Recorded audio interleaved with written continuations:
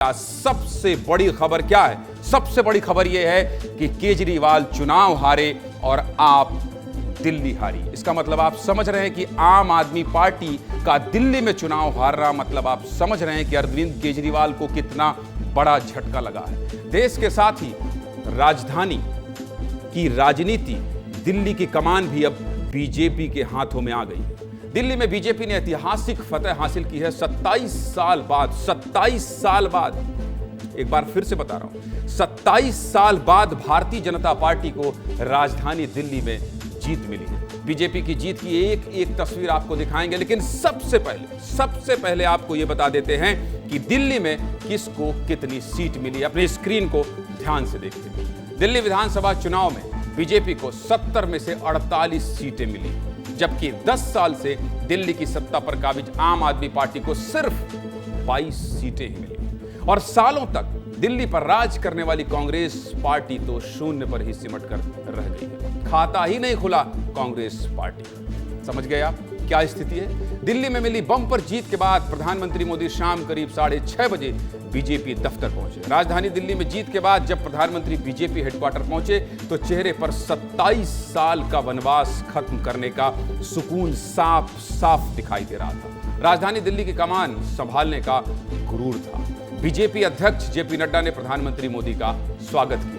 इसके बाद प्रधानमंत्री मोदी स्टेज पर पहुंचे। दिल्ली में बीजेपी को जीत दिलाने के लिए जी तोड़ मेहनत करने वाले दिल्ली के 7 सांसदों ने प्रधानमंत्री मोदी को विजय की माला पहनाई। ये तस्वीर अपने आप में दिल्ली को एक संदेश दे रही थी कि अब दिल्ली में डबल इंजन की सरकार आ गई है। पूरे चुनाव में जो यमुना मुद्दा बनी रही, प्रधानमंत्री ने अपने संबोधन की शुरुआत यमुना मैया की जैसे ही। प्रधानमंत्री ने क्या कहा है पहले ये सुन लीजिए, इसके बाद पूरे दिल्ली चुनाव के परिणाम पर विस्तार से विश्लेषण करेंगे। पहले सुनिए मोदी ने क्या कहा।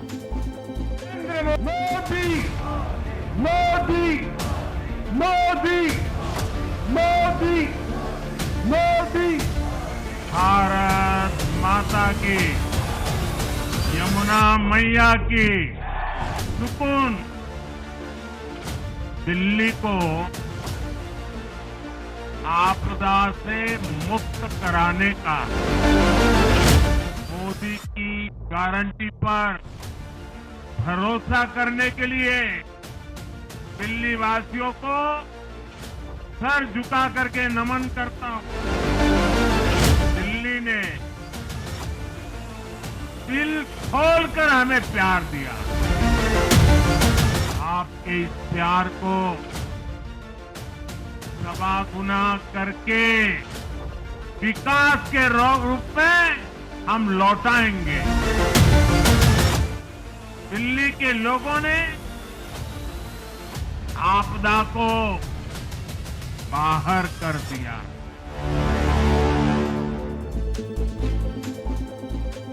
दिल्ली में बीजेपी को मिली जीत में पूर्वांचली वोटर्स की अहम भूमिका रही है। दिल्ली चुनाव में पूर्वांचली एक अहम मुद्दा बने रहे। दिल्ली में कुल 25% पूर्वांचली वोटर्स हैं। ऐसे में जब बीजेपी को बम्पर जीत मिली तो प्रधानमंत्री मोदी ने पूर्वांचल के लोगों का भी शुक्रिया अदा किया है। सुनिए क्या कह रहे हैं। पूर्वांचल के लोगों ने इस रिश्ते को प्यार की, विश्वास की नई ऊर्जा दे दी, नई ताकत दे दी। इसलिए मैं पूर्वांचल के लोगों का, पूर्वांचल के एक सांसद के नाते विशेष रूप से आभार व्यक्त करता हूं।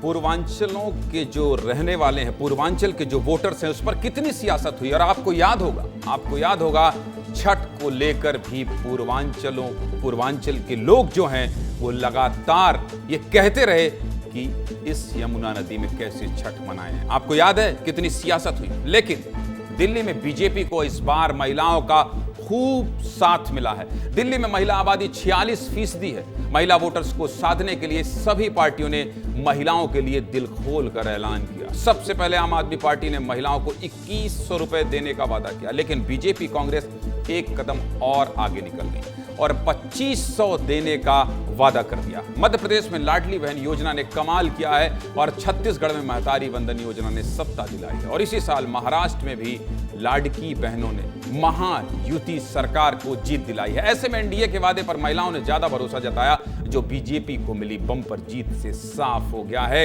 इसलिए प्रधानमंत्री मोदी ने महिलाओं को भी धन्यवाद किया है। प्रधानमंत्री मोदी ने महिलाओं को लेकर क्या कहा है, यह भी सुन लीजिए। नारी शक्ति ने दिल्ली में मुझे अपना आशीर्वाद दिया है। चाहे उड़ीसा हो, महाराष्ट्र हो या हरियाणा हो, हमने हर राज्य में नारी शक्ति से किए हर वादे को पूरा किया है। आज इन राज्यों में करोड़ों माताओं बहनों को हमारी योजनाओं का लाभ मिल रहा है। मैं दिल्ली की मातृशक्ति से भी कहता हूं, चुनाव में उनसे किया वादा जरूर पूरा किया जाएगा। जैसे जैसे काउंटिंग शुरू हुई, बीजेपी लगातार बढ़त बनाई रही। बीजेपी की इस बम्पर जीत पर बीजेपी के नेताओं का क्या कहना है, प्रधानमंत्री मोदी को आपने सुन लिया, लेकिन बीजेपी के नेता क्या कह रहे हैं, यह भी सुन लीजिए।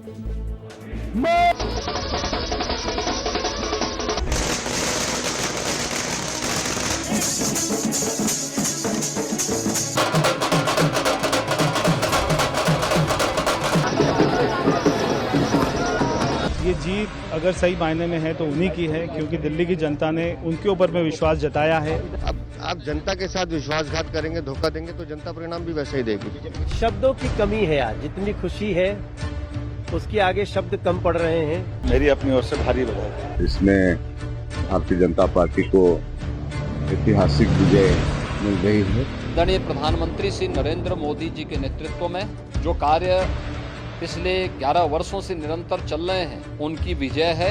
दिल्ली की जनता ने भी डबल इंजन लगाया है, तो निश्चित रूप से इनकी कथनी में और करनी में बहुत बड़ा अंतर रहा है। मेरा विश्वास है कि भारतीय जनता पार्टी की जीत के कारण प्रधानमंत्री मोदी जी के नेतृत्व में दिल्ली की तस्वीर बदलेगी, ये मेरा दृढ़ विश्वास है। सारे लोगों ने वादा पे वादा किया, लेकिन भरोसा दिल्ली की जनता को केवल मोदी जी पे हुआ।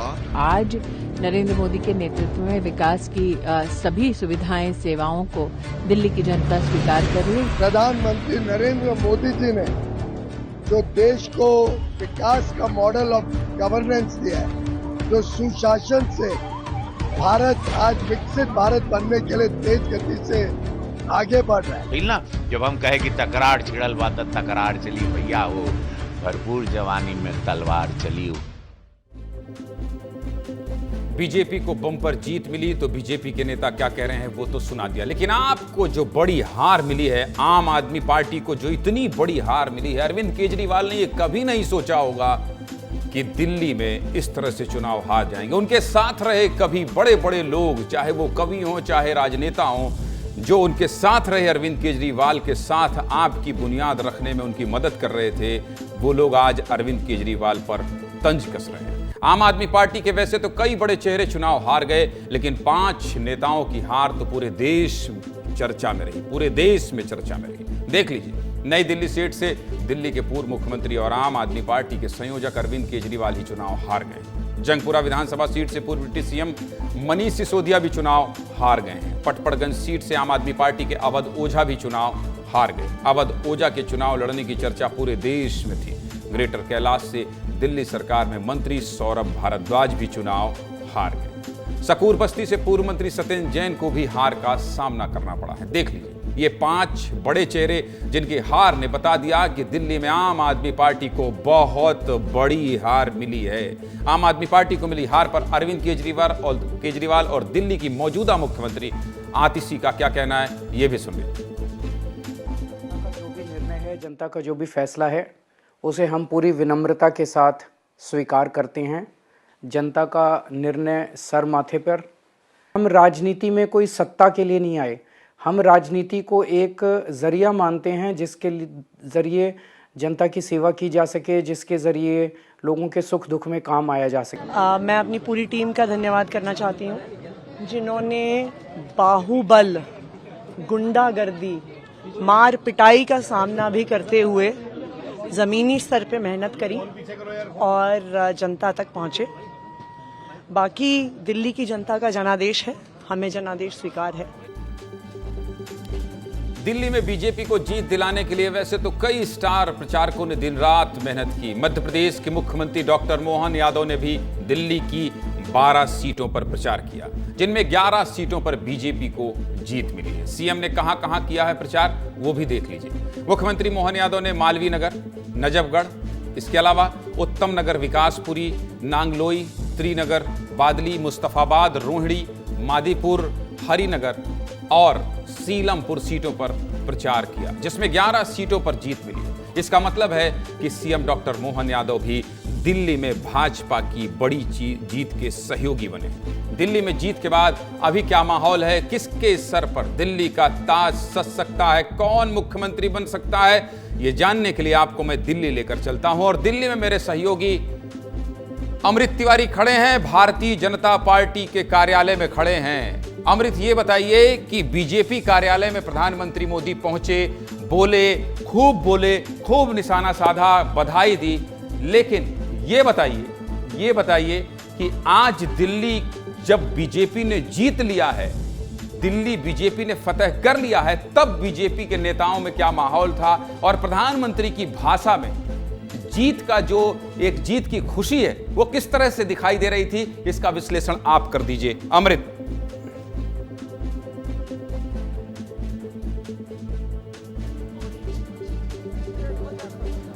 किरण जी, मैं यहाँ पे भारतीय जनता पार्टी कार्यालय में हूँ और मैं चाहूँगा कि तुरंत यहाँ पे रमेश पोखरियाल निशंक जी हैं, मैं थोड़ा इनसे बात करा लेता हूँ। सर, ये जो जीत है काफ़ी बड़ी जीत है आप लोगों के लिए, ये इसमें क्या कहेंगे, क्योंकि एक लंबा सूखा था आप लोगों के लिए।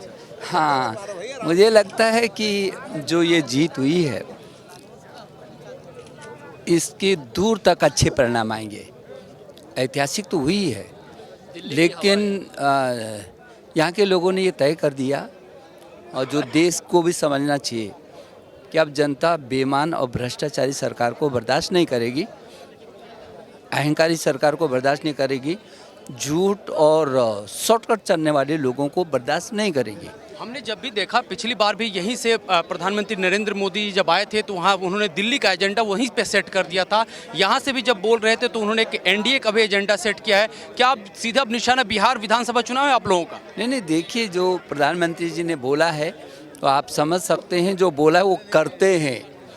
और उन्होंने जो कहा कि कांग्रेस ने अपने सहयोगों को ख़त्म किया, लेकिन हमने अपने सहयोगों को साथ लेकर के हम आगे बढ़े हैं और राष्ट्र के विकास की दिशा में बहुत महत्वपूर्ण काम किया है। एक और चीज़ के उन्होंने एजेंडा दिया है कांग्रेस को। अमृत जरा एक बार अमृत जरा एक बार माहौल दिखा दीजिए। प्रधानमंत्री मोदी के जाने के बाद भी अभी क्या भीड़ है?